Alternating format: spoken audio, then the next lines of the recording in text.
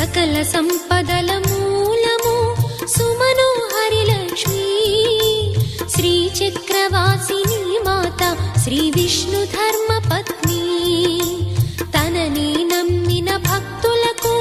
దరిద్రమును బాపు కొలిచెడి వనితల కొంగులలో బంగారము నింపు